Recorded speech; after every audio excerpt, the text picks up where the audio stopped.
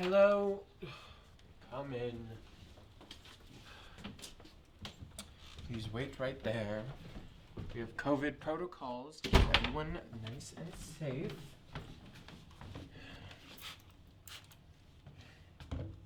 Need to check your temperature. Interesting. This is for you. A little hand sanitizer. Now please follow me and don't touch anything.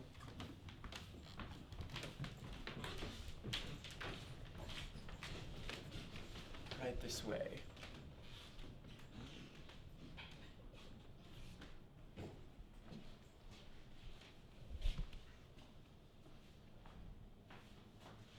And this is your seat. Now please enjoy the show and don't talk.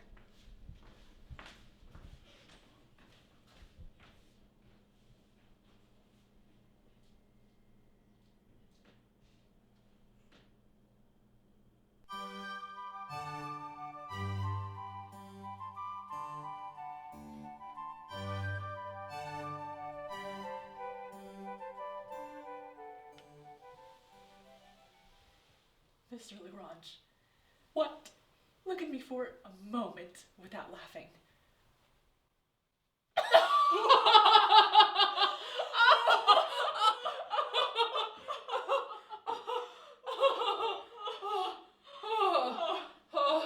Well, what do you say of our visit? Are you quite pleased with it? Do you think either of us has any reason to be so? Not at all, to say the truth. As for me, I must acknowledge I'm quite shocked at it. Pray now, did ever anybody see a couple of country wenches giving themselves more ridiculous airs, or two men treated with more contempt than we were? They could hardly make up their mind to order chairs for us. I've never seen such whispering as there was between them, such yawning, such rubbing of the eyes, and asking so often what o'clock it was. Did they answer anything but yes or no to anything we asked of them? In short, do you not agree with me that if we had been the meanest persons in the world, we could not have been treated worse? You seem to take this greatly to heart. No doubt I do. So much so that I am resolved to be revenged on them for their impertinence. Affectation has not alone infected Paris, but has spread into the countryside, and our wenches have sucked in their share of it. I plainly see what kind of persons will be well received by them. If you shall take my advice, we shall play them such a trick. I shall show them their folly, and teach them to distinguish a little better the kind of persons they have to deal with. How can you do this? I have a certain valet named Masquerade, who, in the opinion of many people, passes for a kind of wit, for nothing nowadays is easier than to acquire such a reputation. He's an extraordinary fellow who has taken it into his head to ape a person of quality. He usually prides himself on his gallantry and his poetry, and despises the other servants so much he calls them brutes. Well, what do you mean to do with him? What do I mean to do with him? He must... But first, let us be gone. Well, gentlemen, you have seen my niece and my daughter. How are matters going? What is the result of your visit? They will tell you this better than we can. All we say is we thank you for the favor you have done us, and remain your most humble servants. Your most humble servants.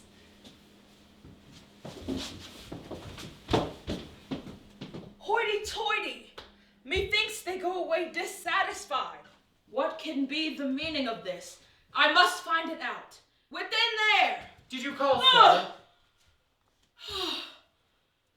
Where are your mistresses? In their room. What are they doing there? Making lip salve. There is no end of their salves. Bid them come down. These hussies and their salves have, I think, a mind to ruin me. Everywhere in the house I see nothing but whites of eggs and lac virginal and 1,000 other fooleries I am not quite acquainted with. Since we have been here, they've employed the lard of 12 hogs at least, and 4 servants may live every day on the sheep's trotters that they use.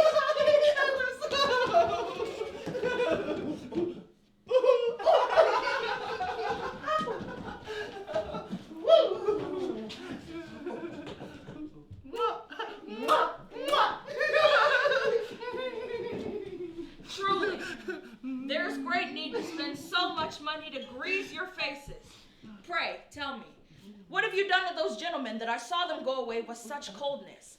Did I not order you to receive them as persons whom I've intended for your husbands?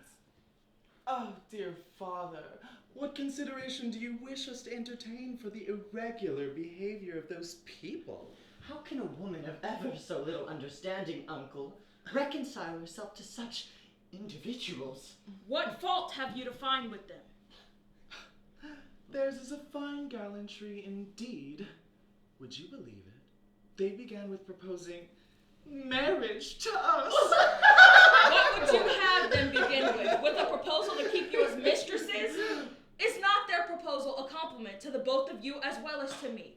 Can anything be more polite than this? And do they not prove the honesty of their intentions by wishing to enter these holy bonds? Oh, father! Oh, how vulgar you are! I am ashamed to hear you talk in such a manner. You should take some lessons in the elegant way of looking at things. I care neither for elegant ways nor songs. I tell you, marriage is a holy and sacred affair, and to begin with that is to act like honest people. Good heavens, if everyone was like you, a love story would soon be over. What a fine thing it would have been if Cyrus had immediately espoused Mendane, or if Aarons had been married all at once to Clelie. What is she jabbering about? Here is my cousin, father, who will tell as well as I that matrimony ought never to happen till after other adventures. A lover, to be agreeable, must understand how to utter fine sentiments, to breathe soft and tender and passionate vows.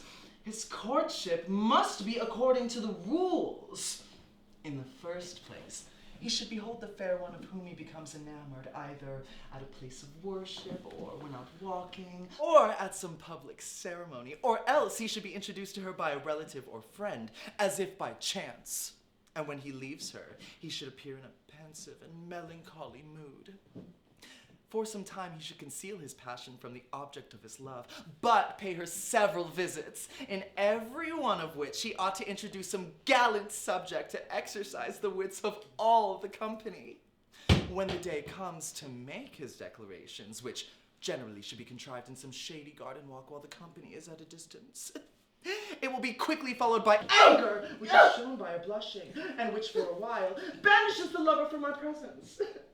He finds afterwards means to pacify us, to accustom us gradually to hear him depict his passions, and to draw from us that confession which causes us so much pain.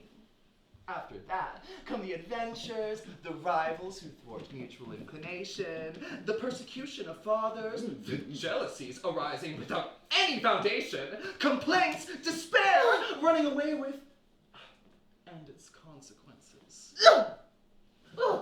Thus, things are carried on in fashionable life, and veritable gallantry cannot dispense with these forms.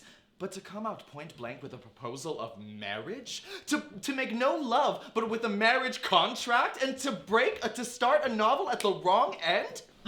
Once more, father, nothing could be more tradesmanlike, and the mere thought of it, it just makes me sick at heart. What deuce nonsense is all of this? That is high-flown language with a vengeance. Indeed, uncle, my cousin hits the nail on the head. Thank you. How can we receive kindly those who are so awkward in gallantry? I could lay a wager they have not even seen a map of the country of tenderness, and that love letters, trifling attentions, polite epistles, and sprightly verses are regions to them unknown. Do you not see that the whole person shews it, and that their external appearance is not such as to give at first sight a good opinion of them? To come and pay a visit to the object of their love, with a leg without any ornaments, a hat without any feathers, a head with its locks not artistically arranged, and a coat that suffers from a paucity of ribbons. Good heavens, what lovers are these?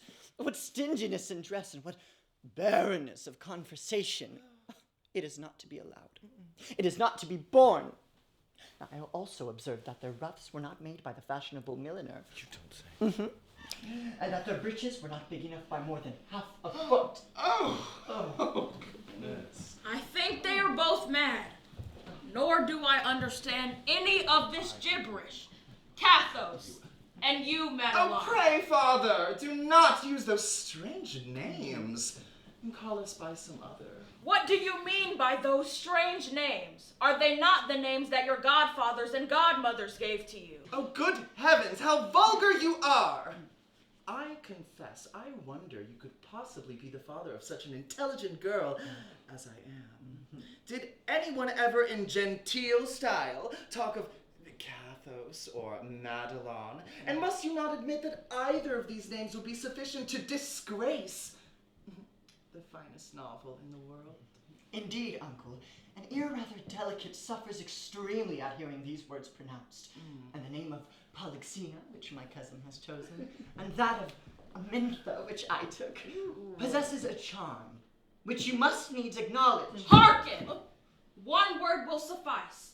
I do not allow you to take any other names than the names that your godfathers and godmothers gave to you.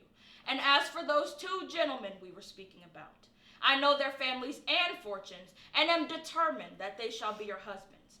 I'm tired of having you upon my hands.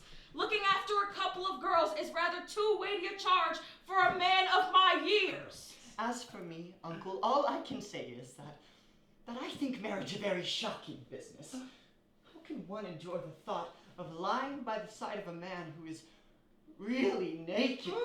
Oh, give us leave to take breath for a short time amongst the fashionable world of Paris, where we are but just arrived. Allow us to prepare at our leisure the groundwork of our novel, and do not hurry on the conclusion too abruptly. I cannot deny it any longer. They are completely mad. Once more, I tell you, I do not understand any of this gibberish.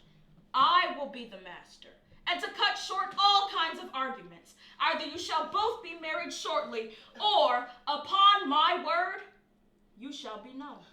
That I swear. Good heavens, my dear. How deeply is your father still immersed in material things? How dense is his understanding, and what gloom overcasts his soul? What can I do, my dear? I am ashamed of him. I can hardly persuade myself I'm indeed his daughter. I believe that an accident, sometime or other, will discover me to be of a more illustrious descent. I believe it, really. It is very likely.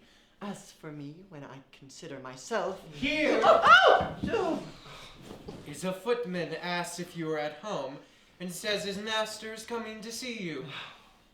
Learn, you dunce, to express yourself a little less vulgarly. Say, here is a necessary evil, inquiring if it is commodious for you to become visible. I do not understand Latin, and have not studied philosophy after Cyrus as you have done. Ugh, impertinent creature! How can this be born? And who is this footman's master? He told me he was the Marquis de Mascari. My dear Marquis? A Marquis! Well, go and tell him we are visible. This is certainly some wit who has heard of us. Undoubtedly, my dear. We had better receive him here in this parlor than in our rooms. Let us at least arrange our hair a little and maintain our reputations. Come in quickly and reach us the Counselor of the Graces. Upon my word, I do not know what sort of beast that is. You must speak like a Christian if you would have me know your meaning. Bring us the looking glass, you blockhead, and take care not to contaminate its brightness by the communication of your image.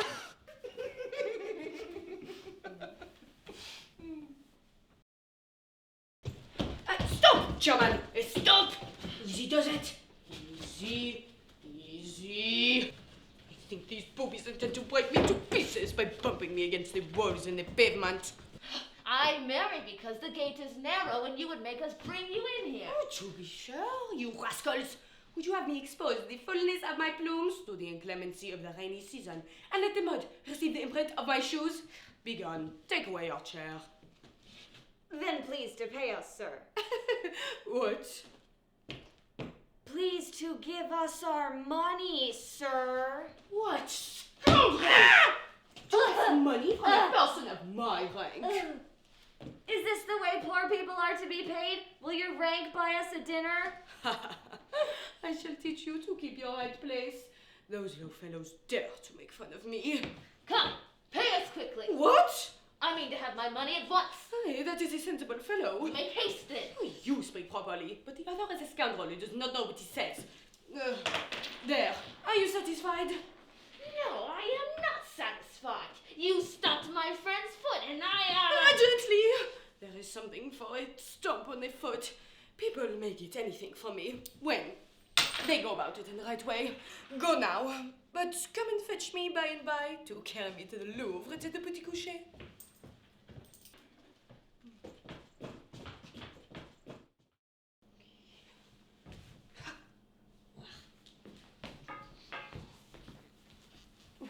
Oh, ladies.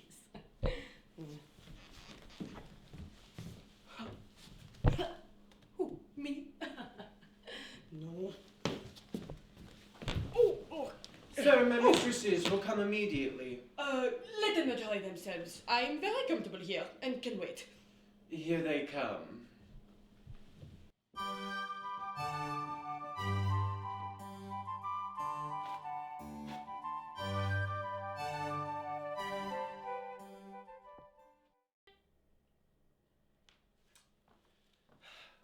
Well, that's it.